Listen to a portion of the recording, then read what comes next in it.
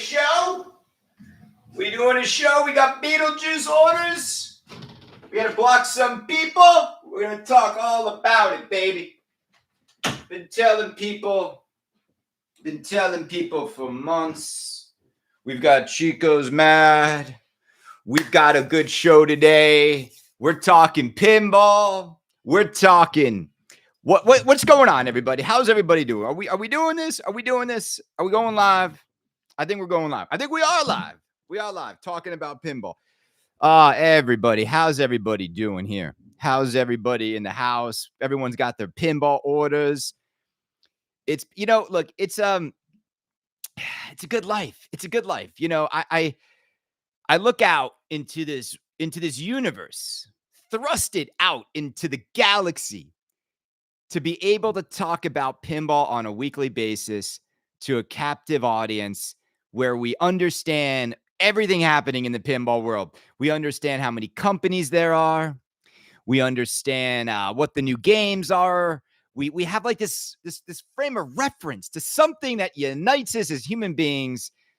We're not lonely. We're not sad. And we're getting some of the best pinball the world has ever seen. I mean, pinball is about to take a turn for the better in 2026. We're going to see so many good games next year. The pressure is on. The manufacturers know it. The community knows it. And nothing but positive vibes happening in Kaneda land. Who knows what's going on in these charity worlds? We talk a little bit about Project Pinball. I don't know, man. Like I took down all that stuff. People sending me the numbers.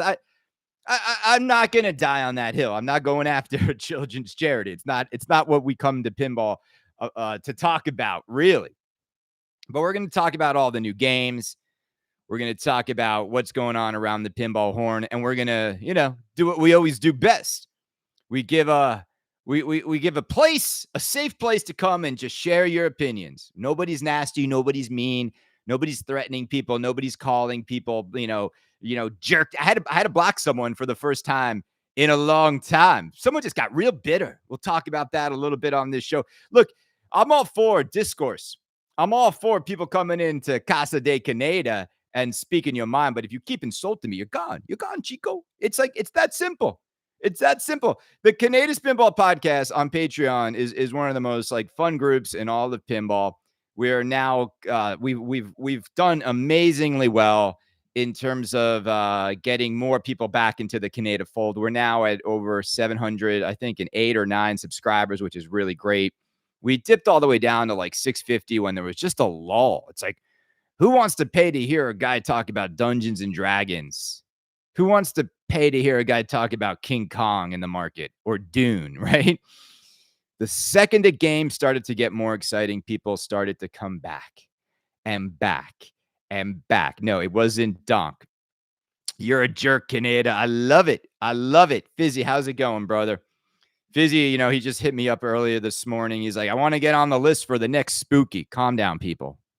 Calm down. Nobody should be trying to get on the list for the next spooky game. We need to simmer down here.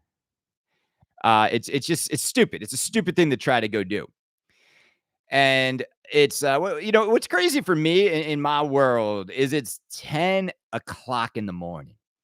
I've been up since 4:35. I mean, just the way I roll. I'm kind of like a morning person to begin with, but I go to bed around 9. I feel like the moment I go horizontal, I'm out cold. Because I could sleep like a baby knowing that I've got Beetlejuice number 999.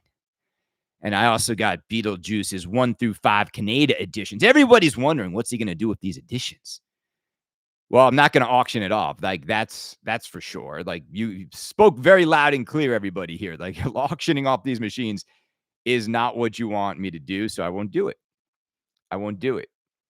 You're wrong on that one, Brosen. What wrong on what? What's up, Hector? Look, I'm watching the pinball market, and I'm watching the games. I'm watching the threads. I'm reading people's feedback, and it's look, it's a great time to be in pinball, and I think a lot of us are really excited about 2 games. Really, I mean, it's really Winchester and Beetlejuice has all the real excitement going. I don't think I've seen 2 communities of people that have ordered a game really looking forward to getting those 2 games. And a lot of people maybe got both. I think I would if I were to guess, I would say the overlap is maybe something like 25% of Winchester owners, maybe more, like 30% of Winchester buyers also got a Beetlejuice. I think it was a game. It might even be higher, folk. It might even be more like 50%. And it's just exciting to see. I think both games are absolutely phenomenal in their own respect. I do. I think what they both bring to the table is what everybody's been wanting and waiting for a long time. I think they just both put passion in a box. They're both original. That we haven't had a Beetlejuice game before. We haven't had a Winchester game before. It's beautiful. I think what's boring about Stern is just going back and making the same game over again. It's boring. It's getting boring. It's been boring. Making Star Wars again, boring. Transformers again, kind of boring, right? We just keep making the same stuff over and over again. And here comes something fresh, something new, something that has not been done before. Nothing is unobtainable with enough money, says Kaz. Yeah, well, look, it's just, I've been saying it for a while. I'll say it again. Beetlejuice will start going for 20K. I'm sorry if there's a little popping on. They will start going for 20K. And, I'll tell you why they're going to go for 20K. Because people will simply look down and say, I would rather have this than 2 Stern premiums. That's it. That's it. A world in which people used to buy, you would rather have one special machine than 2 games that are just, eh. Now, look, you could argue that those Stern premiums for 10 are really just $6,000 games waiting to become $6,000 games, which they are, by the way. Both are killer games. Winchester even way more rare and no show games, says Derek. Derek, you're funny. Derek's one of my good buddies. Derek and I speak weekly, sometimes daily. Derek has a Winchester, so I love the him hyping his own game that he has won. Derek, you're funny. We know you have a Winchester. Way more rare. Yeah, it's twice as rare. But Derek, the problem you keep forgetting this, Derek. The demand for Beetlejuice is 10 times higher than Winchester. It still took Winchester a couple days to sell out. Beetlejuice sold out in like 9 seconds. I'm just reading your comments as best as I can without glasses on. So, Kaz, I'll take the 4,000 Stern Pros. Okay, yeah, they're going to be worth $4,000. Don't ruffle the Project Pinball feathers. Oh, okay. Did I ruffle them? I mean, look, publicly, it's public information. I don't know. I mean, I'll tell you this. Kicking the Project Pinball can down the road just a little bit has people sending me emails and personal stories. And it just feels like a messy thing to even go down. Like, it just feels like a messy road. I don't know. It seems like a lot of money is being generated with these raffles. Obviously, the expenses are the machines.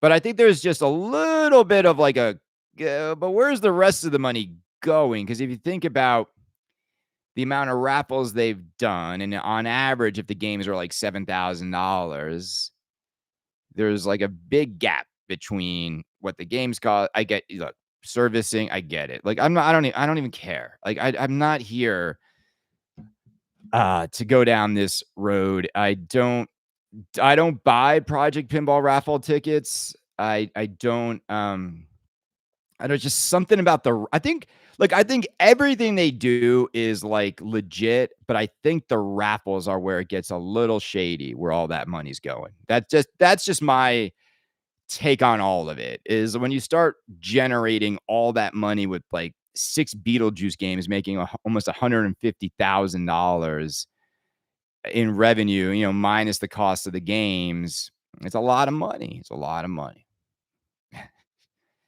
We've got Sad Boy. What's good, brother? Spooky has Nightmare on Elm Street. If Spooky has Nightmare on Elm Street, Hellraiser, and Goonies, I'm going to have to quit in Uber Degenerate in the poker room and sell my kidney. Also, I heard JJP has Ghostbusters. If so, let's effing go. Well, look, the JJP Ghostbusters rumor, I think Don was the first one to start that. I don't know, man. I hope they do. What's up? Gene Gonzalez with the $10. Gene, thank you so much, brother. Gene, are you new here, brother? Well, Sad Boy, we'll talk about all your stuff in a second. Gene, are you new? Welcome to the party, pal. I really appreciate it. For you guys, like with your super chats, I think it's great. Thank you so much for supporting the show. Look, I think whatever Spooky has next is gonna just move as fast as Beetlejuice did. And I think it's amazing. I think there's a lot of excitement. Now look, Ghostbusters with Jersey Jack would be phenomenal. I would love that if that were the case. I don't know though. I don't think so. I don't think Stern would like lose that license to JJP, but maybe so. I don't think there's really like pinball exclusivity. Like if someone else wanted to make a Star Wars game, I bet you could. Stern lost the Ghostbusters license. Wow. Well, you know, Jersey Jack Ghostbusters, I haven't really asked Brett. I try not to ask for stuff that I know he shouldn't tell me. Winchester looked like a brick fest when Joel was playing. Looked lots of weird shots. Didn't look like a good shooter. Damn. Well, look, I've had people say that. People are starting to call it Winchester Brick House. And then I've had people say it plays as good as an Elwyn, which I can tell you right now, it doesn't play as good as an Elwyn. I don't know. Look, I think this is going to be, I keep saying it. I think it's going to be a polarizing gameplay experience, Winchester. I do. It's a unique layout. It's got, I think, 4 flippers, no upper playfield, lots of stuff to shoot at in unique locations. Whether or not the game is going to be to people's liking when it comes to flow, when it comes to it's kind of like, because it's not like a flowy game. It is a little bit more trap and go, I feel like. But I only played it once. I played 3 balls once. I put about 5 minutes on it. From what I could tell, it's going to be a challenging game for a lot of casual players. Somebody needs to do SpongeBob SquarePants. No, I don't know about that. K-pop Demon Hunters first. I'm reading your comments. Goonies seems odd. I don't consider that in the. Okay, first of all, guys, what do you mean? Goonies literally is as spooky can be. For whoever just said that doesn't fit into Spookies. Goonies has got more spookiness and scariness than Scooby-Doo does. Spooky Pinball made Rick and Morty. Where's the spookiness in that? Spooky Pinball is going to make Goonies. I think they're going to make Gremlins. I think they're going to make everything you want. I think Nightmare on Elm Street one day. I don't know. I think they've got the model down and it's going to be just great. And I don't think they're worried. Kaneda's never worried about getting a spot. I still love that. Everyone keeps asking me, what are you doing with these 5 games? I do not know yet. Are you worried? It is only November 22nd. Next week is Thanksgiving. Are you worried? These games are not going on the line until January. I've purposely not reached out to Luke and sort of asked them about the details on these 5 games yet, or like what order are they? Like when will customers be getting them? I just didn't want to bother them yet because I know they're so elated and busy with everything happening around them. So I'll figure it out. Luke hangs out here every week. All I know is this, is that 5 of you who are Kaneda Club members are going to get a chance to buy a Beetlejuice for MSRP. No markup, no scalping, no auction. I thought it would be fun to see, like, if we did auction one, how high the price might go. Apparently, just suggesting that made everybody go crazy. Like not allowed to allow people to get access because of their money. That's apparently that's a terrible world. Because when Brendan and I saw this house and we fell in love with it, and we had one kid and another on the way. Do you think we went to the owner and said, "Hey, we love your house so much, we're willing to pay what you're asking for the house"? Do you think that would have worked? Do you think we'd be in this home right now if that's how the world works? No, she wanted $300,000 over the listing price. 300,000 over the listing price.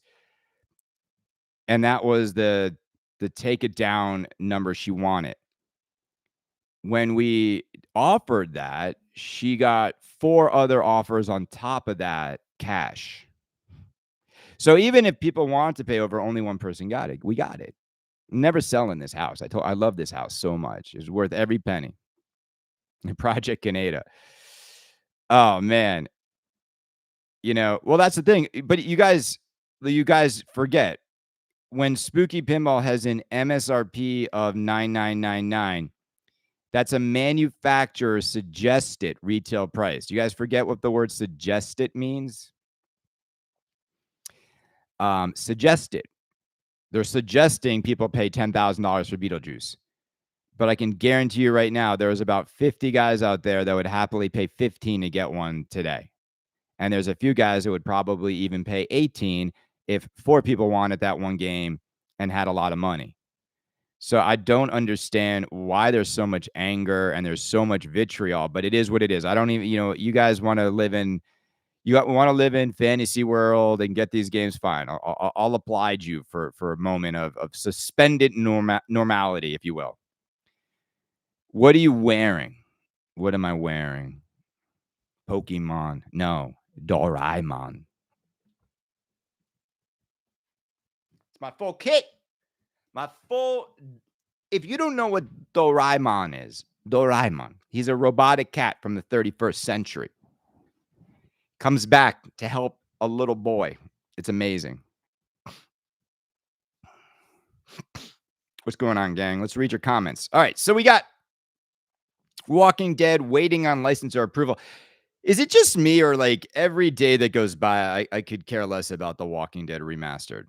I literally could care less about it. Like you get one chance to make a first impression. I feel like Stern has had like 5 chances now to like launch this game and it's still not launched properly. So when exactly is Stern Pinball going to have all the assets so we can finally see the game in the right way? I just don't even care. I don't even care.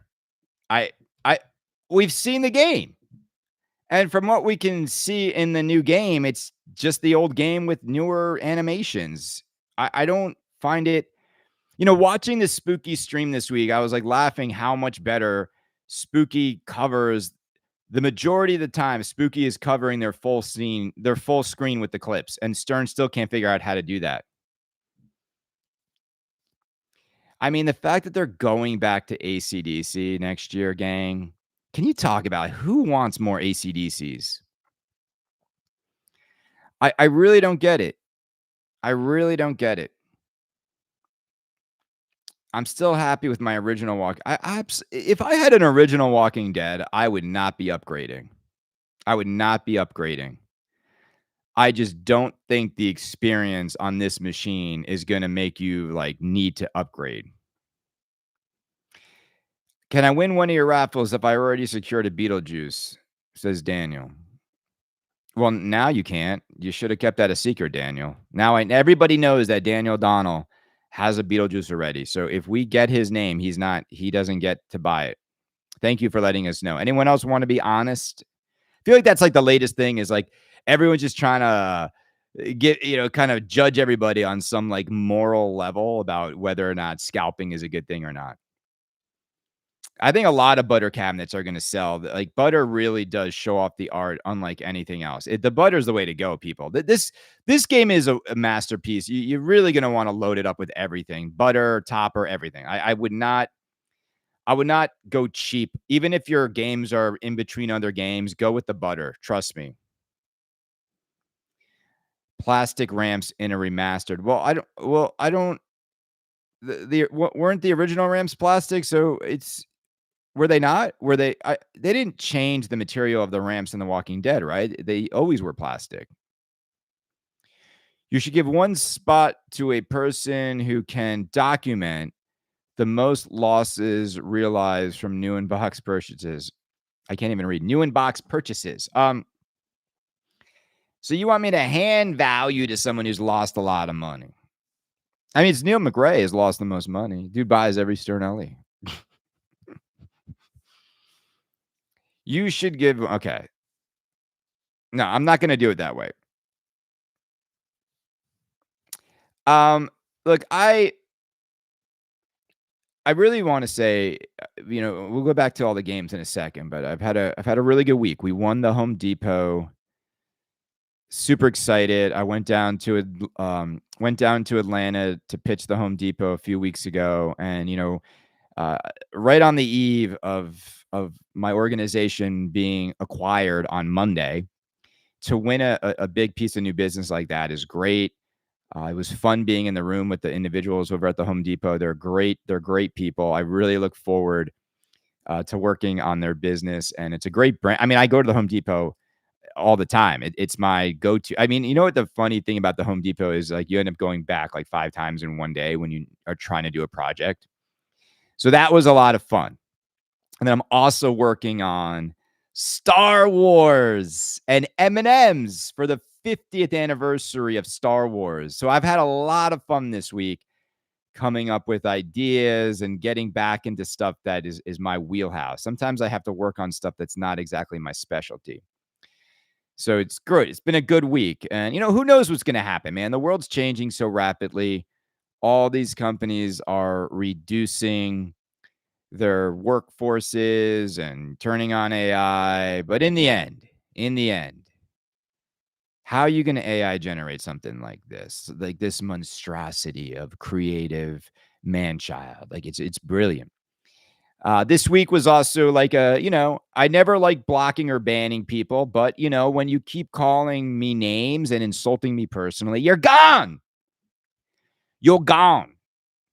So a moment of silence for Miss Emily Gross, or I think Anderson, whichever one she goes by. And hey, look, I've tried, man. I've tried. Like, but when people just keep every time they talk, they're just insulting me and calling me names, and that's where I draw the line. You don't get to come into Casa de Kaneda and constantly be negative, and I think certain people are just get really nasty, and when that happens, you're gone. Like, and that's a funny thing about the Kaneda community. You'll see it here. You'll see it on my Patreon chat. It's everybody treats everybody with respect. And if there's ever a moment, you guys would be so surprised. There's way more respect happening between people that follow me on Facebook, on Patreon, here on YouTube. You see in the chat here, this is not a place where people come and start insulting each other. And so, like, not only do I not allow that amongst the people that follow, but I definitely don't allow it if you're just going to keep being negative about me. Like, then let me help you out. Let me set you free. And I love it too. She's like, oh, I want to cancel my subscription. You don't get to cancel your subscription. You've been blocked from Kaneda's Pinball Podcast on Patreon. So you don't worry, you're not going to be charged any more money. Don't worry, you're going to be fine. And go on your mission to talk how much you hate me. It's good. I don't have any ill will. What makes me sad is, if you remember, like a few years ago, we did a Facebook Live, which is when I think the community really first got introduced to Emily. Remember that? We did a Facebook Live. I think we talked to her about how she's got into pinball. She was overcoming a serious health issue, medical issue. And, she was getting married to a gentleman who had all these amazing games. And it was amazing. And we raised, we tried to see how much money we could raise, to give to Emily, to do something great with, to go out and have a great meal with her. Then I think it's crazy to me.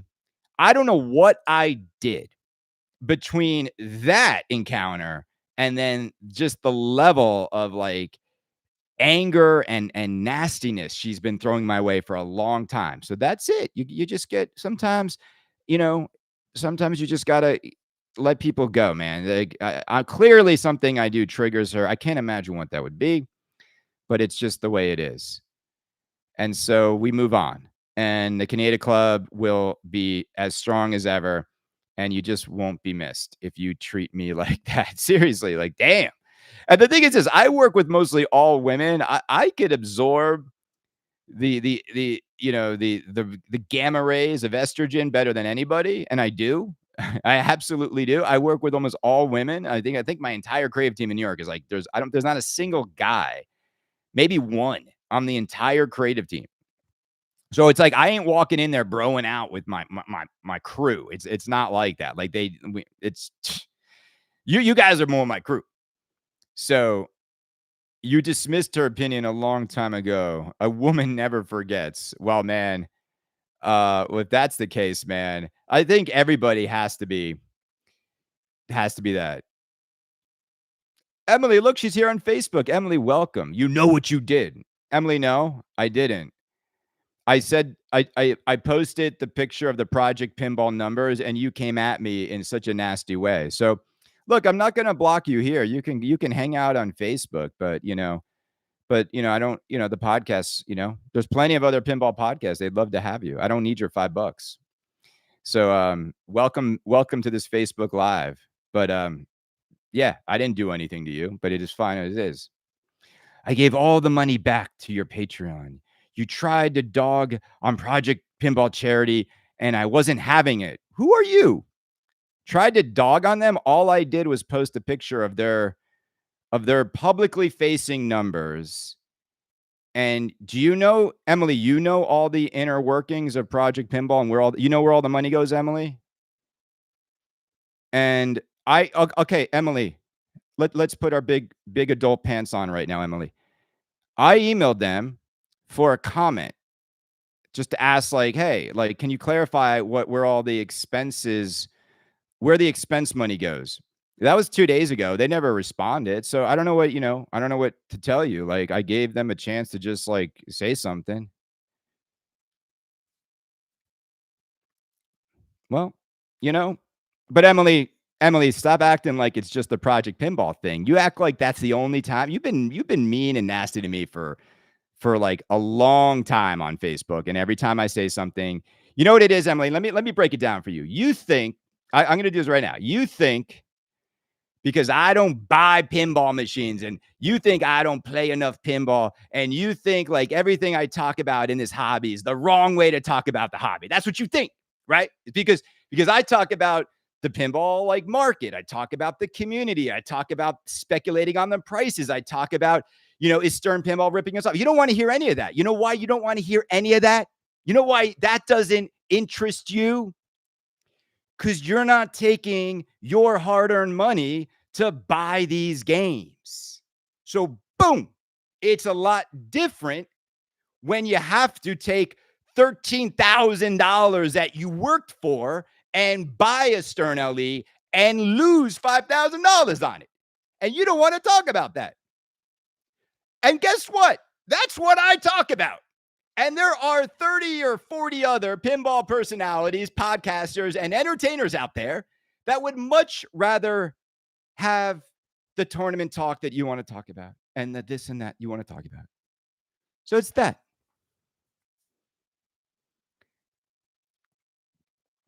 Oh, you're sick of me knocking on hardworking companies. Gang, look at this. She's sick of me knocking on hardworking companies.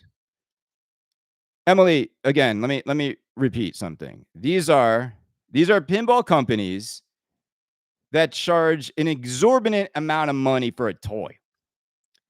And so if I don't like a move a company makes, I should not say how I feel because those are hardworking companies. And the rest of us out here that are working really hard to be able to afford said product we should not share if we don't take a liking to what those hardworking companies do.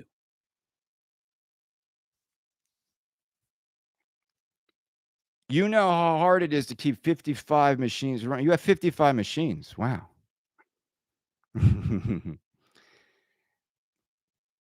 Well, you know what, Emily? I'm going to be honest with you. It's a lot harder to work your ass off to buy those 55 machines than it is to maintain them. Okay. And that's that. You're a scalper. You're a scalper. No, it's fun. It's fun. Well, look, Emily, it's clear you don't want to hang out here. Let's do this again. Should we do this again, Emily? You want to do this again? See, again, you already went to Don's page and called me a douche. Did you not? I love it. I love the drama. You ran to Don's Pinball podcast to insult me. Now Don and I are getting along fine now, and even he's just like, I don't know, just listen to whoever you want to listen to. No, I love this stuff because it's like, you didn't get your way, you got kicked out of the Patreon, and now you're here, like again, you're a scalper. You're this. In your eyes, I'm a terrible human being. Again, I got all these people here that kind of disagree. You haven't replaced boards in a while. Yeah, I've been changing diapers, Emily. Diapers. I haven't changed a pinball board in a while because no board is broken on my Guns N' Roses. So yeah, no, I haven't changed a board in a while. I've changed a bunch of dirty diapers. Emily, really, we're gonna let Emily go. We're gonna free Emily from her. Emily, your Saturday is about to be yours again. All right, let's do this. All right. There we go. We're back. It's so simple. It's so simple. All right, that was fun for 5 minutes. See, you let them back in the door. You let them back in the door. They come through just as nasty. Gone. The beauty of social media, the beauty of all of it is yep, gone, blah. Yeah, like no one wants. No one. This is not what you guys come to here for. And like these aren't even debates. You haven't changed the board. I love it, people. No, it's not fun at all, dude. It's like these people like, it's funny to me. It's like saying, well, you haven't changed the oil on your Dodge Demon. You're not a car enthusiast. You haven't changed. You haven't rotated your Dodge Demon tires, Kaneda. You don't deserve that Dodge Demon. She's changing boards on games she didn't even buy. Wow. Yeah, if you want to, if I inherited 55 Dodge Demons and a huge garage, yeah, I might learn how to change the tires on the damn car.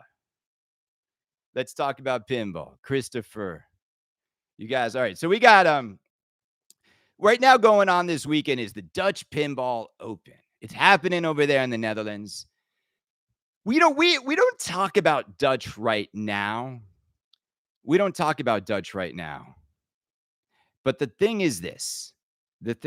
Dutch has got the biggest banger coming. Dutch has got Back to the Future with all of the assets. I know some stuff about the game. Can't tell you yet. The SLEs are going to be, if you think Frank Mack here, one of my good friends, Frank here, I'm just going to tell you right now, getting an SLE of Back to the Future is going to be the hardest thing. It's going to be one of the hardest things ever. And I'll just say that. Everybody knows that. So I think it's going to be an amazing game, though. I think, look, all of your concerns about how fast Dutch can make these games are going to be valid, right? They're all going to be valid. There's going to be a real difficult time getting these games. And I just think Dutch is going to do what Dutch does. And the model's not great. The demand is through the roof. The thing I'm going to be curious about with this game is if Barry sets a limit of how many he's going to make in total when he announces it. I don't know.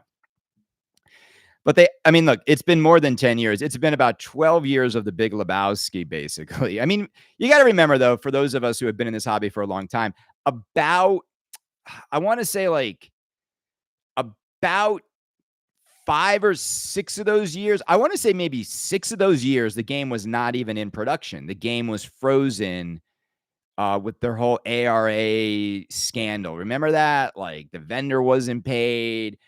Dutch wasn't honest about it. Everybody waited forever. Then they were going to try to like remake Bride of Pinball. That didn't work. The whole thing was a boondoggle. It was like, and that lasted for a long time. I'm not sure how much of the 12 years was that, but that lasted a long time. Now, the other crazy part of this Dutch deal is that the first 500 Back to the Futures go to Alice's Adventures in Wonderland owners. How do you guys feel about that? I mean, like, it's a smart move for Dutch. It's a smart move for Melvin. But how do you feel about that? That'd be like Spooky saying, I just let me like, and I love Melvin, and I I understand why he did it, but that would be the equivalent of saying whoever keeps their Ultraman order gets first dibs at Beetlejuice. Like literally. I mean, that is like, I think I've made a lot of comparisons or used a lot of metaphors in my 12 years of this. That is probably the most accurate connection I've ever made. It's like asking people to keep their Ultraman deposits to get Beetlejuice. If they flip the game, they don't get it. No, they need to have the game. Whoever owns it, I think at the time of Back to the Future, I think. No, I actually, Wayne, I don't know, man. I don't know how they're going to like police it all, to be honest. Well, look, it's a great idea, says John, because they're supporting those who supported them. Yeah, that's the overall sentiment, right? Is they want to reward their loyal customers. The truth is this, gang, without Alice, Dutch Pinball's out of business. Without Raza, Dutch Pinball's out of business. Like, Barry needed those bridges or his whole thing collapses. So Melvin has saved this company multiple times. And then we got Christopher Manacci. That's a SHIT. I don't like the curse. Couldn't hold up their end of the deal, so now they're pulling. No, Christopher, I disagree. Christopher, I want to stay on what you just said. You just said they couldn't hold up their end of the deal. That's not true. That's not true at all. Their end of the deal, because being factual is important here. Their end of the deal was that if your game doesn't arrive by January 1st of 2026, we will refund your deposit. That was the deal. I can tell you with 100% certainty that Dutch Pinball will still refund you on January 1st if your game has not been built yet. So, you just got to be careful when you say stuff like they didn't hold up their end of the deal. Now, they said they were hoping to get all games built by the end of the year, but the deal was always, it wasn't a guarantee of that. The guarantee was your deposit is refundable Jan 1st. How long do I need to keep Beetlejuice before I sell it, not to piss people off? Okay, so Daniel, that's a great question. Let's talk about this. All right, so because this was the main subject of my last podcast. It's been probably one of the most frequently discussed things happening on Pinside right now, and that is all about scalping. And is scalping bad? And is scalping ruining the hobby? And at what point are people okay to sell their spots? Look, the thing is this. I'm gonna be completely honest with each and every one of you. And I want you to sort of go with me on this. And I want to hear what your thoughts are. Should we ask Emily? It's funny. It's funny. Look, I'll say this. As much as I just want to say this, if you're friends with Emily and I've gone down this road before, I need a break. She needs a break from me right now, and I need a break from her. What tends to happen when I block people who are just this way, a month will go by and I unblock everybody. And I do that. And I just see, like, because I like giving people a second chance to come back with maybe a different attitude and also, like, both parties reflect on whether or not this is healthy for them to be here. That's it. And that's it. So, like, I don't ban anybody for life. That is not how I roll. All right. So back to the so here's what I want to say. It's it's fun to scalp pinball machines. Can I can I can I repeat that? It's fun. It's fun. Now, I want to just stop there. Do you think it's annoying that I just said that? That it is actually really fun to scalp a pinball machine? That I actually get tremendous pleasure in scalping a pinball machine. And I want to understand from those of you out there, why does that annoy you so much?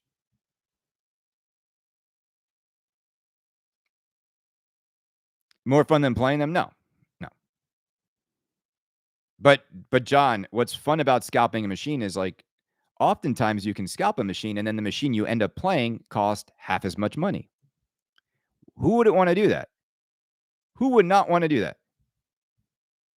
Okay, has anyone like so scalping something is fun. Because you know who's always smiling the most? Distros. Like I get the whole argument, oh, distros are yeah, distros are making they're making a decent margin for how much work are they doing? On the majority of their sales, how much work are they doing? Exactly. That's why they're in a good mood. Have you ever met a distro that's really like in a bad mood? Have you ever? Have you ever met like a bummed out distro or dealer? They all are smiling ear to ear. I want to feel those smiles. I want to feel what it's like to know that pleasure in life. To simply put in an order into Chicago and have a game go from a warehouse to a customer and make a buck. I want to know that feeling. I want to feel that more than just a few times a year. Scalpers can get them new clients for the long term. Oh, obviously, most pinball players haven't bought collectible items, cars, toys. So, John, what you're saying is like this hobby's not. It's been going on since I did not bring scalping to pinball. It's been going on since I've been in pinball. So here's the dirty little secret. A lot when I got into pinball, circa 2022. No, 2012. Yeah, it's been 13 years. Like 2012, basically.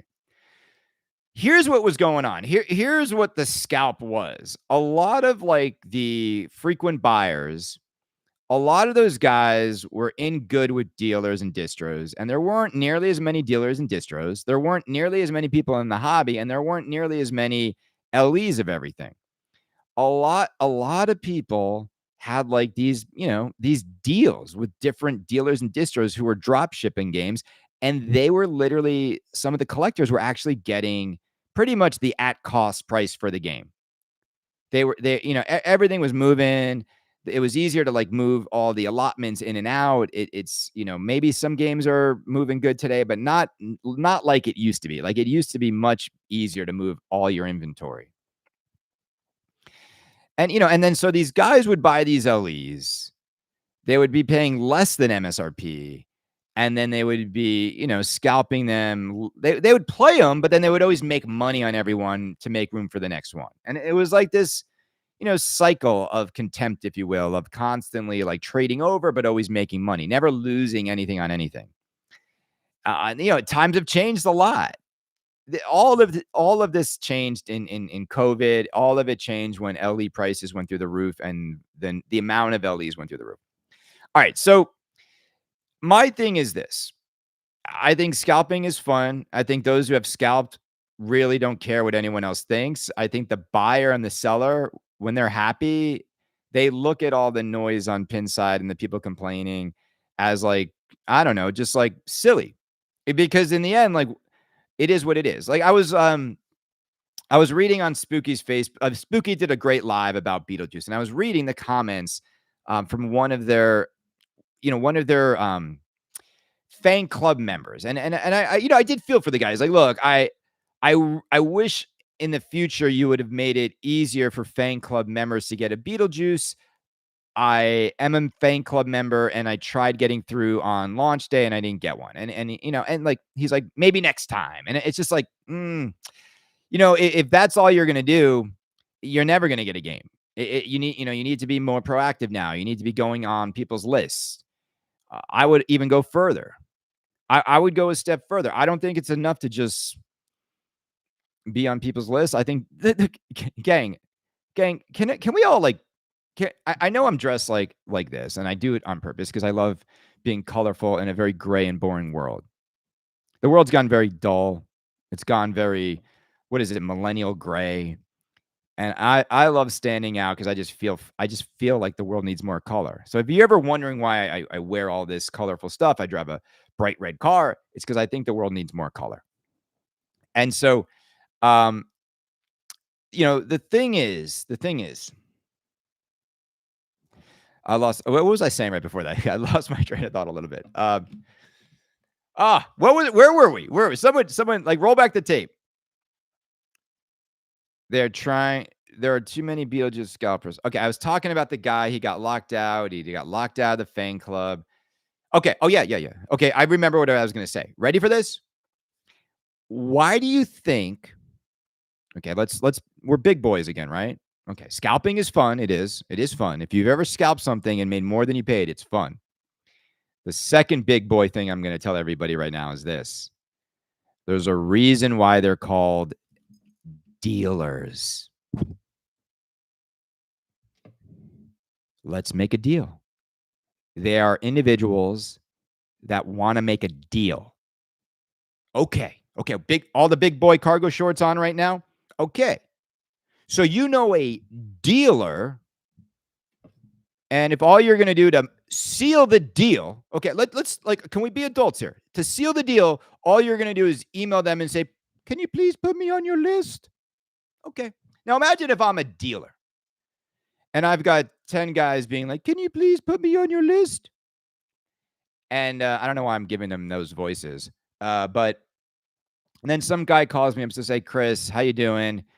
Look, man, I live in New Canaan. I'm down the street from you. I know how expensive this area of the country is. You got such a beautiful family. Killian and Cassian are gorgeous. Your wife Brenda's gorgeous. I get it, bro. I get that. Like, you're gonna get a lot at a few of these games. Look, man, like I'm well to do, and I just want to give you $500, not towards my deposit, but just can you just put me near the top of the list for Beetlejuice?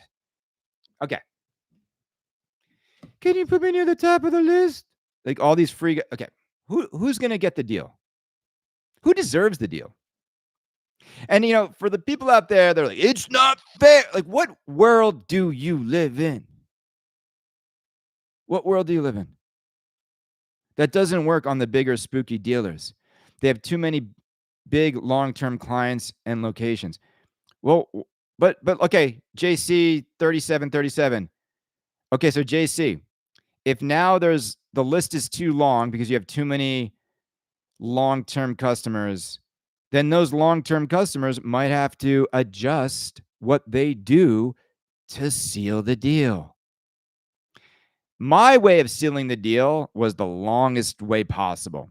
I've worked harder to seal every deal I get now, harder than anybody out here, harder than any distro, harder than any rich multimillionaire cargo short collector. I've made 1,100 podcasts about pinball. All right. I've had over like a few million downloads of my show. I've spent countless hours, thousands of hours, right, making content for each and every one of you. That's what I did to seal the deal. And then you get those people like, it's not fair. It's not fair. Kaneda got those 5. It's not fair. It's not fair. Oh man, here comes entitlist. No, I never said I was entitled to these games. I didn't. See, Joe, I was offered, and people like doing things for people they like. This is always the hardest. My dear friend Angela, she passed away at age 36. She was my old boss, Angela. She was so beautiful, so amazing, so smart. She was like, honestly, I miss her every day.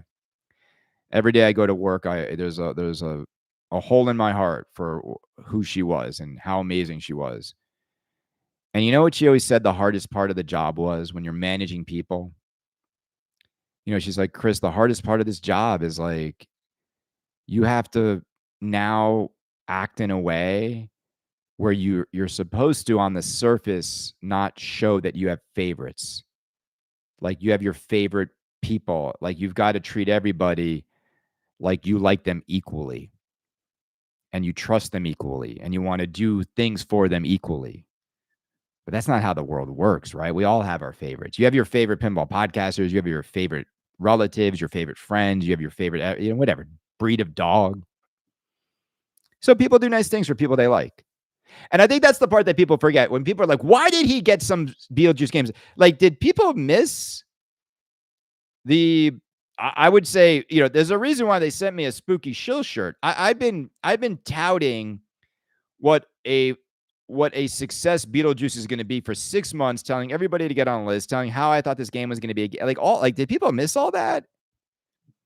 Now, they didn't need me to sell them any games. They did all the hard work on the product itself. But it's simply between myself and Bug and Luke, a friendship is there.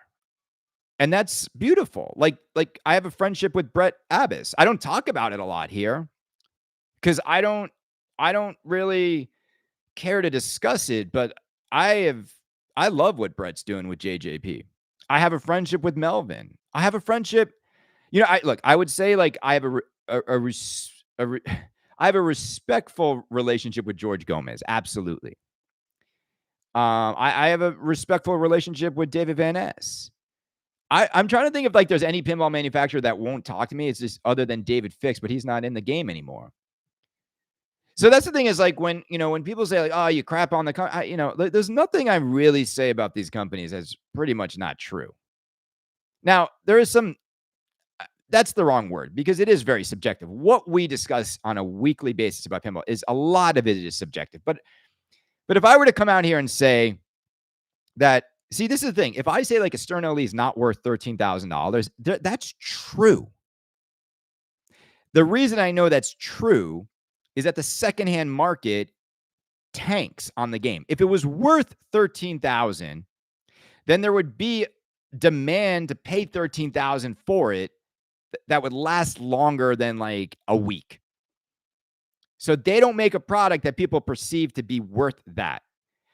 People have to pay that. It's like you're already paying Stern's charging you a scalper's price for its games, regardless of the demand. So if you want to come out Kaneda as the problem and I'm nasty and I'm mean, the real problem is whoever's setting the prices over at Stern. They are charging you a scalper's price before the demand is even in place. And if the game is great or not, it doesn't matter. You're paying the premium. You're paying what the game should have scalped for. So these games all should have been 10.5 LEs, and the good ones should have gone up to 13, 14,000. Gang, nowadays, to get a topper on a Stern machine that is mass-produced with all the accessories, you're looking at a $15,000 Stern LE. It's stupid. The Walking Dead did sell out at Stern. That's all they care about. Now it's a distro issue. I don't think they sold them all. Well, you know what, Joe? I think they sold through all the LEs, yes.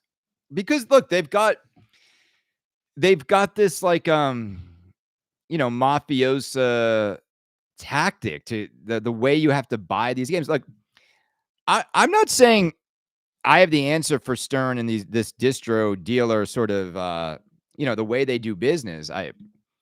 It's got to be hard being a distro and dealer with the way Stern Pinball shoves the product down your throat. It's got to be hard. Well, Rahman Joseph, I think that's one of Stern's biggest issues. I think what's really appealing about Barrels of Fun and Spooky right now is that no more will ever be made of Winchester or Beetlejuice, right? I mean, if I were to like pinpoint the thing I love about both of these new games, it's the long-term security that they have baked into both titles. Look at what CGC is doing with Medieval Madness, right? Remember, they got everybody to buy those final run of what was it? What did they call it when they made the 150 with the black armor?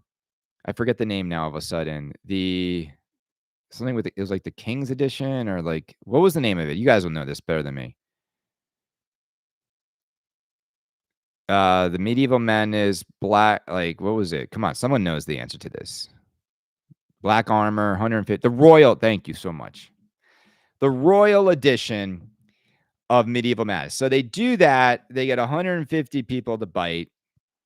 And then they come back out with a Merlin's edition and they sell like 1,200 units. They sell all of those. And now I hear they're making the game again. Who, like, to the point where like all of these Medieval Madnesses, no one's going to want any of them. I don't like that. I don't like that. I would have much rather that was the last run of that, and then you move on to Twilight Zone. By the way, we haven't talked about this much, but guess what game I keep hearing is coming back is Indiana Jones. So if you go look at all of a sudden now, there's all these spare parts being sold for Indiana Jones because the company making the spare parts has been commissioned by Ricket Planetary to ramp up production of Indiana Jones parts because they are going to do a run of Indiana, I hear. That's what I'm hearing. So there's going to be a remake. I don't know, man. Like Ricket Planetary really just like it just takes forever. I don't know what's going on over there. I don't know if Pedretti's doing it. I don't know who's doing it, but it's just all like I don't know. You know, to throw in like remaking all of the old stuff with all of the new stuff, it's just too much. It's too much. I just don't think I don't know. Unless CGC's making it, I just think the remakes are just not as good as the originals. I'm looking at all these issues that these guys are having with the Cactus Canyon kit. Have you guys been following this thread? Apparently, when you plug the kit in, it's like causing issues with people's games. Some dude's game takes 5 minutes to boot up now. 5 minutes to boot up after the kit's installed. How do you make a product like a kit where like one guy over here is like my game's working fine and the next guy's game is like all messed up? That is the epitome of not properly testing what you're selling customers. So that's I think Mark Ritchie is involved with Halo, with play mechanics and CGC.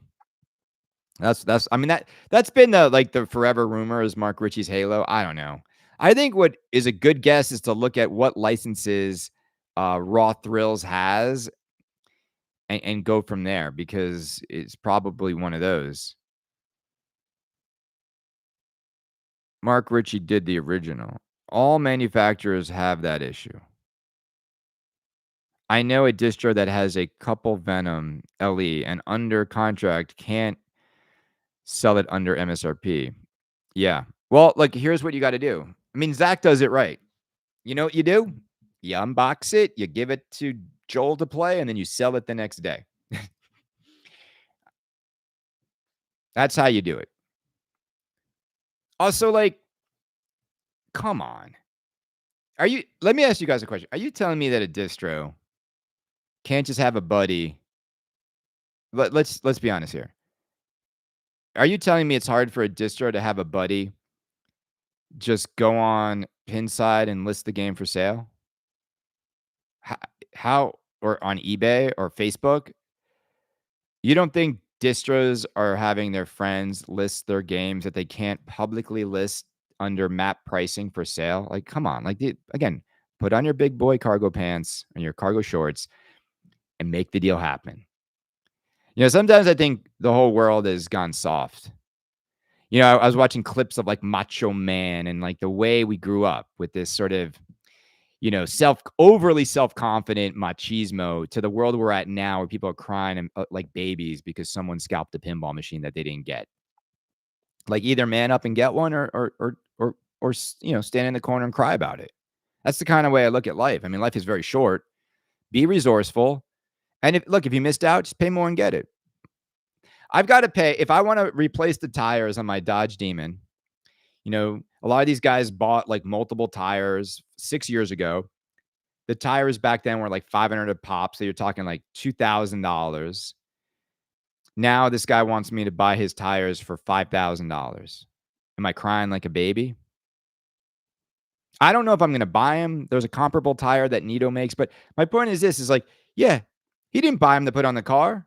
He bought him just to like scalp him one day, and now he's getting his scalp price. I I offered a case of sake to get Beetlejuice to a distro, and he laughed. Well, I mean, Joe, that's what I will say this: whatever I do with the 5 Beetlejuice games, the number one thing I know, Keith, that's the issue, right? Is tires only last, even if you keep them in the right environment, they only last for like 6 to 10 years. So my anxiety around buying those tires is imagine paying $5,000, putting them on, and they're like dry and they crack, and yeah. Imagine that, like, and I should just buy the new Nitos, Chris. Who cares if it doesn't have the demon logo on the sidewall? Just buy the brand new Nitos that work just as well and are like $1,600. Of course, the sell. He's gonna be like, oh yeah, these have been kept in a climate controlled room. Yeah, but it doesn't matter. Like, they basically will wear out. I've been real lazy. Like I stopped even like putting the car cover on my Demon. It just got rained on. I don't even care. You get older, gang. Like, I mean, I love the Demon and it's so much fun, but it's still just a car. Like, it is what it is.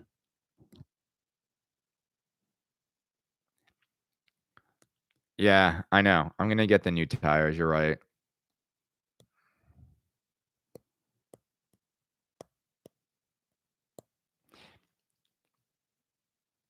Mickey Thompson's. I just don't like the way the drag radials look on a street car. They look funky. Like they put the Mickey Thompsons on the Demon 170, and it just looks stupid. I actually don't like the way the Demon 170 looks. It looks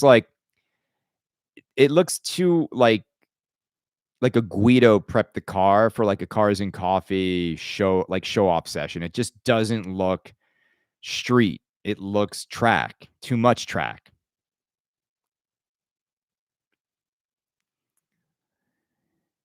Well, yeah, I don't. I also, in my 6 years of owning the Dodge Demon, I've never fully taken off the traction control on the car.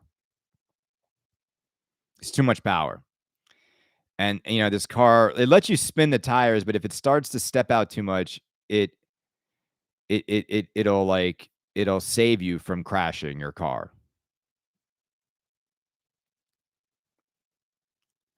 Are you going to Dutch Pinball to do a Midnight Madness for Back to the Future? Yeah, I think so. I might try to work that in.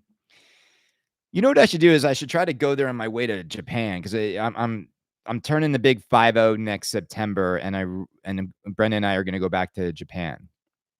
So I'm just sort of yeah. That was my plan, to scalp these 5 Beetlejuice games to pay for my trip to Japan. You ruined my dreams, kids. You ruined my dreams. What else you guys want to talk about? And hey, look, sorry for the drama earlier. You know me, like I always like having fun. Certain I haven't had to do this much. I've only blocked in the history of doing Patreon for 5 years. I've only blocked like 4 people, and I mean this when I say this. It's been after multiple times I've asked people to just be more respectful. Like you can disagree with what I say, but to go after me, like it's just not. It's like the one power I have is to decide who actually gets to hang out in my house. And you see how this is. We are not a community that shuts down discourse or shuts down contrarian ways to think about pinball. Absolutely not.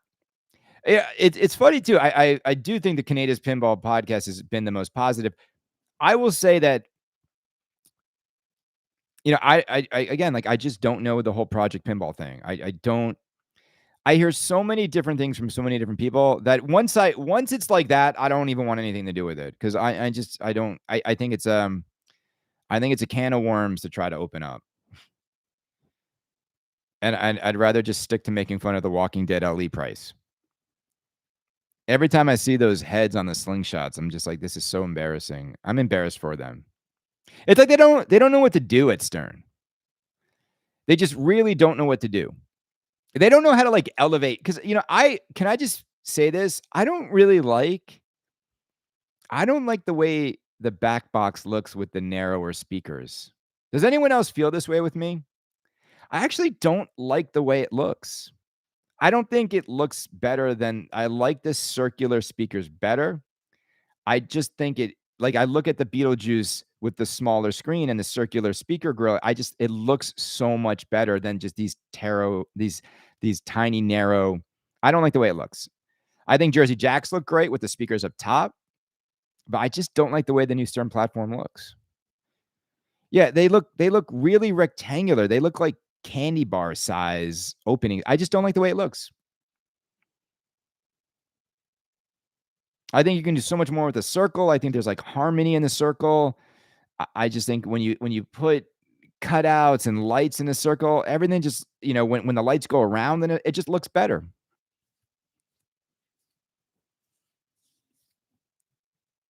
So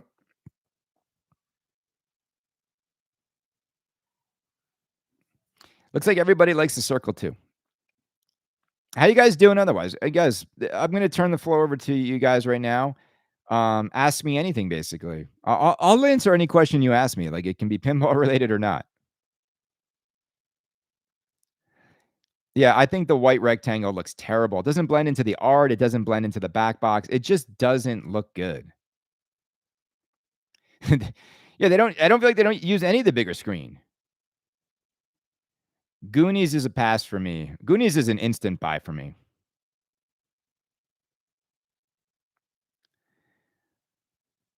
Everything is a letterbox. Walking Dead was a big miss for Stern. I like the circle way more. They just jammed in as a big monitor without changing the translate size. Yeah. Well, I think they could have added a bigger screen. I think they could have gone more JJP. I think they should have. I really do. Yeah, sorry if you're look, I think Stern needed to take a bigger leap forward. I do. I think they played it safe and it just doesn't look like it doesn't have a wow. Like they need a I don't know. Is Stern never going to evolve into a newer platform that's wow? I don't know.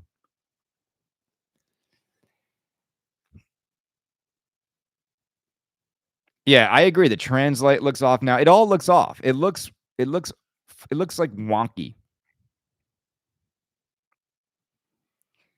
Where are you going to fit Beetlejuice, Back to the Future, and Goonies? That's a good question. Um, well, I think I'm going to move GNR out and maybe store it, and then I think I can get 2 games upstairs, maybe, and then 1 in the garage. Although the smartest thing for me to do would just be to turn the garage into my game room. I keep like avoiding it. I because what I might do is this. At this age, with my kids being the age they are, driving around in the Demon, like, I might just put the Demon in more long-term storage, which there is right here in Bridgeport, Connecticut. They trickle charge it. It's like $300 a month. But then I can turn the insurance off. So it's basically the same as having the car with insurance. Connecticut does that. You don't have to trade the plates in. No, I'm not selling the Demon. The Demon is going to Killian one day. It's got my name on. It's got my name on the damn car. It's got his daddy's name on the car. Like some things in life you just hold on to. It's not. I don't need the money. I'm keeping the Demon. I have nothing but fond memories of the Demon, and it's a car that when my children drive it, they'll always be remembered of me. So I just want to keep it in the family. So I might turn the garage into my game room and take out. There's like a dog bath. Like I can renovate my garage to be a super cool like podcasting studio. Or what about another idea, gang? What about if Kaneda? What if Kaneda had maybe, I don't know, maybe looks into having a pinball showroom somewhere locally here? Why would you do that, Kaneda? Are you a man that knows about closing deals? What if that's where I'll play my pins? Michael, delete that message and let's talk, brother. I'm serious. What if Kaneda is tired of watching everybody else do the things that he could do too? I don't know. I think some people might buy some games from Kaneda. What do you think, Michael? Hmm. All interesting stuff. Hmm. Hmm. Hmm. Wait, you'd actually try to take what you have 12 years of experience and then do the next logical thing. Huh? Why would he do that? Oh, you only live once. Maybe take a few risks every once in a while and see what happens. It's not gonna bankrupt you. Everything you have that you really need in life, you have. Now it's time to have even more fun. Huh. Wait, pinball out in public where you can make money and sell games to all these very wealthy people? A guy with an outgoing, charismatic personality where everywhere I go, I make friends and meet people and then spark conversation. And all these people have nothing but disposable income. And yet nobody's trying to sell them anything that they could snap their fingers and afford. Let's just hang out on Pinside and let everybody moan and groan all day long. Maybe that's not the smartest way. Maybe there's a benefit to being located here. Michael, you get this. Yes, you can, Franchi. Watch me. Watch me. You never know until you try, right? You never know until you try. I think it's absolutely doable to not become a shill and order people games if you want to order their games. The one question I have, if you think about it, like in this, the one thing I'm really like loving is this whole. How do some dealers offer free shipping and others don't? What is the free shipping how they get the customers? Is that the move? Is that the move? Like if I offer you free shipping, then you'll go with me. So that's basically a way to undercut the map deal by $500.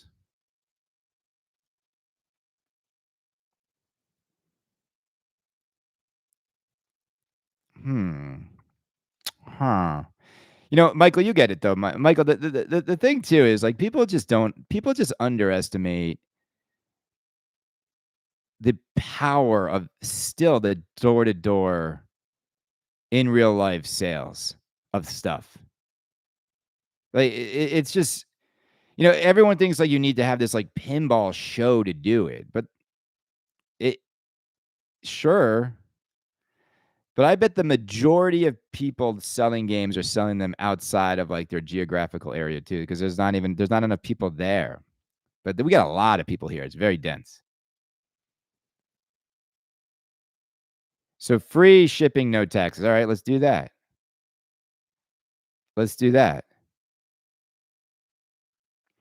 So I guess the other question I have, and maybe some of you know this, like, so is the rumor true?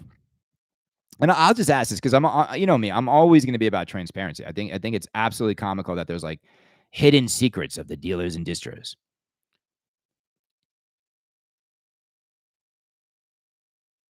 Michael, um, what you don't think I have access to techs, the pinball techs? Hmm. Do you think, Michael? Do you think a guy that owns a car dealership is like knows how to do all the mechanical stuff to the car? That's interesting. I don't. I know a guy who owns like 20 car dealerships. He's not a mechanic. He's a businessman.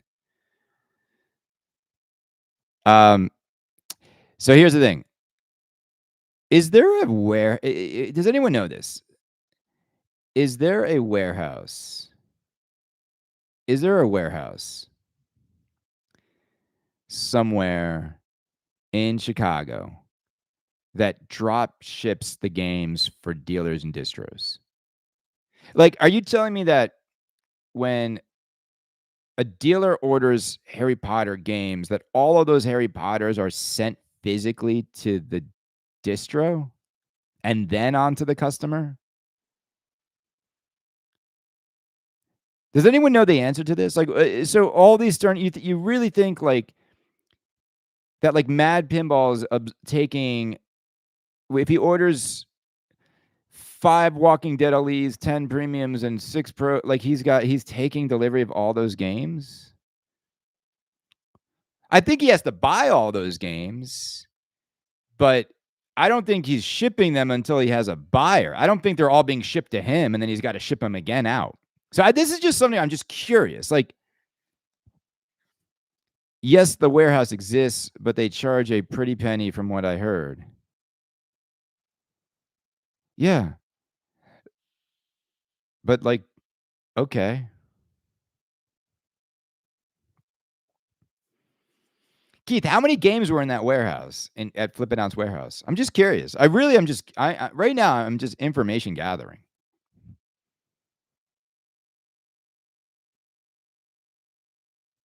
Build a shed.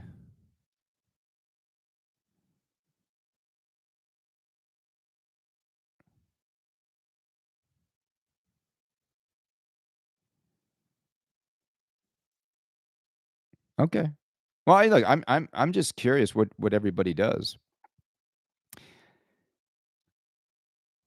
Now, I think it's going to be funny to like to see how this all pans out because it's just going to be super, look, I already know that if I do anything in this hobby, I'm going to have a decent amount of people that love Kaneda's Pinball Podcast, give it a try. I don't mind telling you, let's see this. I don't mind telling you all this. Just DM me and yeah, Marco.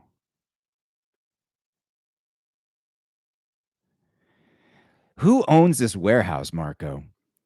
That has to be the wealthiest man in all of pinball. Talk about the smartest middleman ever. So there's someone who owns a warehouse in Chicago that charges dealers and distros a monthly fee for every game they hold for you while you try to find a customer. So talk about like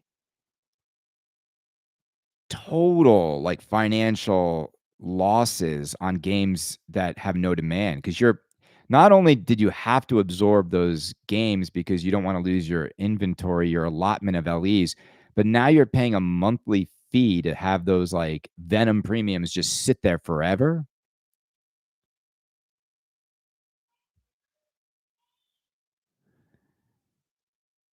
Michael, stop giving away our ideas on the Facebook Live. Can I make that can I make that request of you, brother? Let's talk. Let's talk. So there's a dude though that's basically getting paid for every Stern machine people don't want every month, simply because he's like got to wear. Now look, this mystery warehouse. Has anyone seen it with thy own eyes? Because I keep hearing like there's thousands of games piling up. Now, like it feels like that scene in Indiana Jones and the military base with the Ark of the Covenant. Has anyone seen this said warehouse filled to the brim with unsold pinball machines that could absolutely collapse the market if all of that got released into the wild?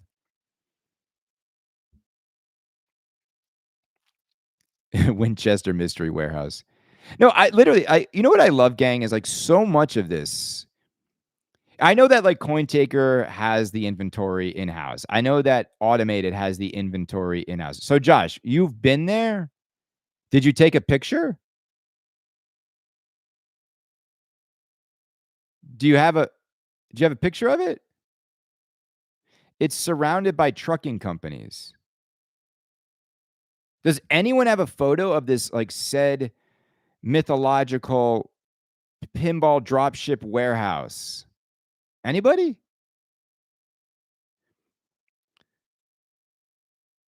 There's a distro in Atlanta with like 300 games in his own personal warehouse. Yeah, see, that sounds like automated. He's got like a few hundred games. I mean, it's millions of dollars in inventory. This is see, that's not the business I'm getting into. Just so you know, that is not the business I'm getting into. I'm not taking millions of dollars and locking it up. I love that you can give stars and put stuff on me. This is amazing. Keep it going, guys. I love that you can like. Why would you lock up millions of dollars in unsold pins? The margins aren't good enough. You know, because if you think about it, like, okay, what is the margin? What is the margin on a $10,000 Stern premium? What is the margin? Happy birthday to Carrie Hardy. I totally forgot. I emailed him or texted him this morning. Happy birthday, Carrie. Can everybody say happy birthday, Carrie Hardy?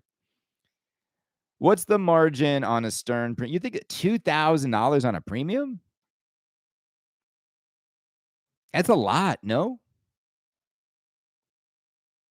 I love it. This is why it's like, this is why it's so funny to me. Like everybody's all over the place.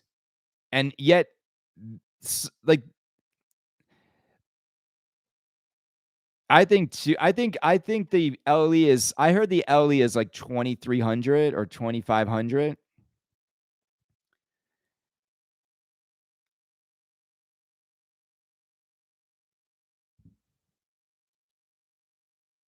You know. Let me ask you guys a question. Do you like me sort of knocking on this door and sort of trying to like I don't know expose some of this? Mark, I'm going to give you a call.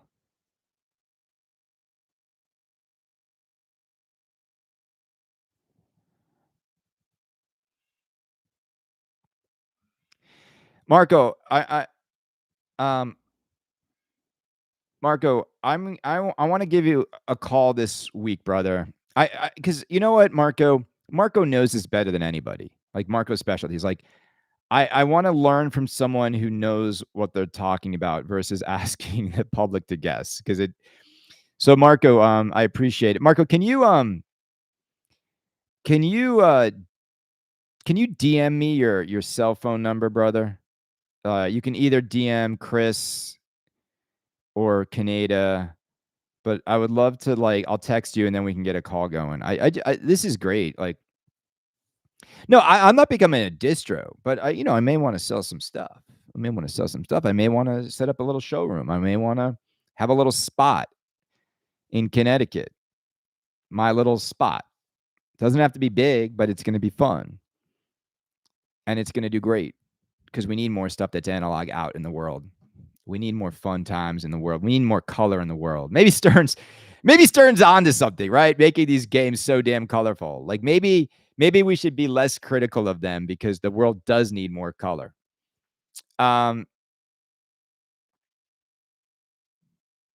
My dealer only makes $500 on a spooky, says Kelly. Well, Kelly, you know why?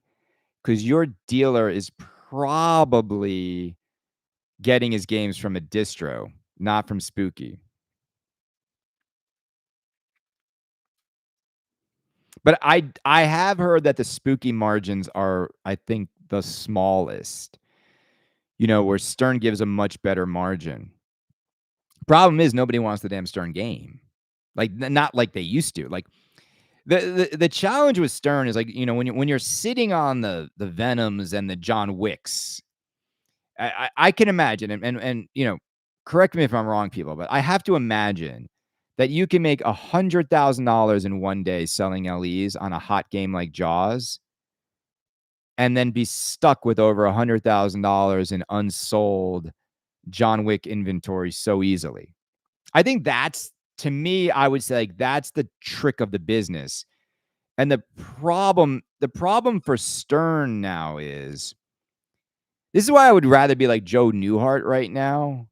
because Joe is like doesn't have to deal with the Stern shenanigans, and Joe is always in good with the other companies. And I feel like Joe's missed out on all of those big Stern windfall games. Like Joe didn't sell hundreds of Godzillas, but his ship might come in now with the spooky stuff because he gets the most spooky games. But the margins aren't the best, but his risk is lower. You know what I'm saying? He doesn't have to absorb 40 John Wicks or 30 Venoms. Or I feel like King Kong's in the same boat. Who's buying a King Kong premium at $10,000 when the LE has already slid down to that? And that's the danger, for I would look at like the modern, the modern thing is like, well, you again, like Stern's model only works if the games are bangers and like you can move those LEs instantly and that money's realized. But even if you make 20, let's say you sell 10 LEs at $2,500 profit, right? Let's say 10 LEs at $2,500 each, right? What is that? $25,000, right? Am I doing the math right? And then you take that money and you got to buy like all those premiums of John Wick.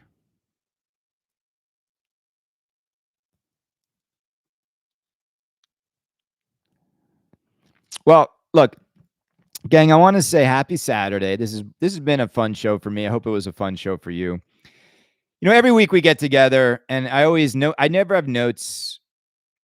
I never have show notes. I don't even sometimes even know what I want the show topic to be. This morning I woke up. I've been up early. I'm a little tired from a very early wake up. But what I like to do is I kind of peruse Pinside, and I like to sort of just kind of dabble in what's happening around all these games. And then I like to just do this, just conversation. Like if we were at a bar right now for 90 minutes, we could keep going. You guys see it, right? This is what I love. I love just hanging out with you guys, chatting pinball, and I really am excited about what's to come in this hobby, both for me personally. I think you're gonna get excited by some of the fun stuff. And we're gonna try some things. If it works out, it works out. If it doesn't, it doesn't. The podcast is never going away. I'm never becoming a bye shill. I think you will see me do something different. And gang, remember this. Look at my face right now. Look into these eyes. I know when people say like you can't sell a game and not be a shill. You can't sell a game and still do a pot. Do I look like a guy that can't do something differently than everybody else? Do I look like a guy that is not going to shake up the system a little bit, maybe in a way that's going to be fun for everybody? Do I not look like a guy that looks at a model that's been around for 30, 40 years and says, hey, maybe we just break this a little bit? Why is everybody doing it that way? We got the internet now. Why?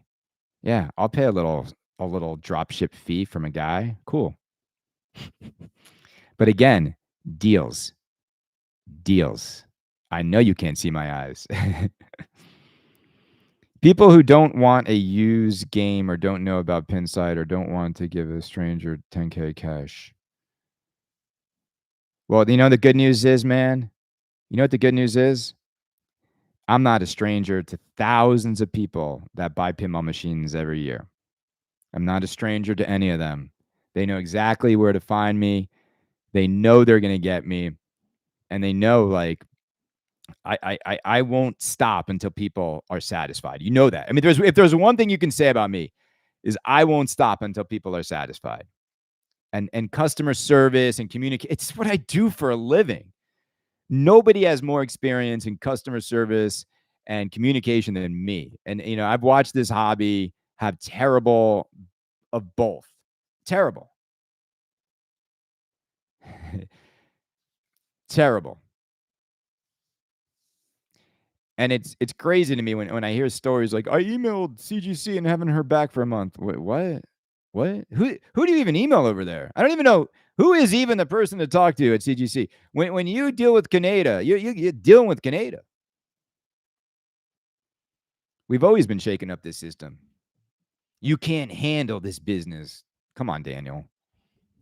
Daniel, honestly, you have no idea the kinds of pressure I'm under at work, the clients I deal with. You have no idea what Daniel, trust me. It's the other way around, brother. A pinball dealer or distro can never walk into my job for a week and survive what they would get. They wouldn't know how to answer the assignments. They wouldn't be able to walk into a room with like C-suite people that don't want to buy from you and get them to sell something. Okay, come on, bro. Like let's stick to our last year. You don't think I could sell a damn pinball machine? Oh, you can't do this? Come on, brother. Yeah. Okay. It's not too hard. Are you gonna walk around row 8 and dress like that? Hell yeah. You can't do both? Hmm. Huh. If only I had friends. If only I had other people too to help out. Huh. Huh. Huh. Nobody has nobody has two things happening in the business world? Nobody? Nobody's got two things going on? Ooh. Ooh. Wait. You're saying you could go to work over here and have someone over here make sure that everything's being answered when there's a question about pinball. Huh. Wait, there's something called the internet? There's the internet where you can instantly handle something while you're also doing something else. You're not able to multitask. You can't do both. You can't make money over here and over here. You can only do one thing at a time. It's a full day job. It's a 9 to 6 job being a pinball dealer. 9 to 6. Okay, sure it is. You guys are paying for all the vacations they be taking. Well, let's just see. I'm not just gonna be funny, guys. You guys are funny. Well, Raymond, nobody wants to talk like this. You're gonna pick up the phone while you're pitching to. I got someone else who pick up the phone, Daniel. Much hotter than me. Much hotter than me. But I can get back to you quickly. Yeah. Why not? Daniel, we're not talking hundreds of people calling. We're not talking like you know what I'm saying, guys. I think you guys honestly give way too much credit. I think you give way too much credit. I think you think these people they're working 9 to 6 every day. Doing what? Doing what? I would happily love to find that out, that the phone is ringing off the hook 9 to 6. I say this because like I literally laugh. I literally laugh because no, Dad, I know you're effing with me. I laugh because like literally it's so not like it, it, if we could all be flies on the wall, you'd all be like, oh my God, we should all be doing it. All right, guys, be good. More to come. Michael, I sent you my cell phone number. Email me. Let's talk. Let's talk today, bro. Bro's down the block. He's a new bro. Stop giving away our local secrets. We got it. I'll meet you at Row 8 and Seafood dressed like this, baby. That's where we're gonna put one of the games. They got a little secret attic up there. We're gonna do in the bait shop. Just know this. You guys are the best. We're gonna have so much fun in 2026. We're gonna have fun at the end of this year. I love being a part of this topic. I want to thank each and every one of you. Emily, we're sorry that you're mad at me. It's okay. Take a month off, come back. You don't even have to apologize in a month. I'll unblock you then. But you know what? Just chill out. We get it. We get it.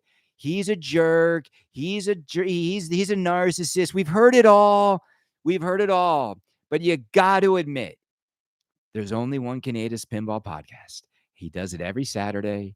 No one did this before me. Nobody did Patreon before me on pinball shows. Nobody did any of this stuff. Now they're all doing it. Oh, now we're going to do something that everybody else is doing. Maybe he's going to do it a little bit differently. He's not allowed to do this. Can't sell below map pricing. Can't do this. Let's see what happens. Chicos, Kaneda out. Woo, woo, woo.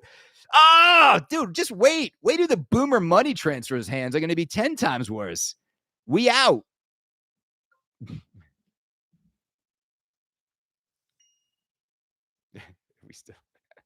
Are we still on?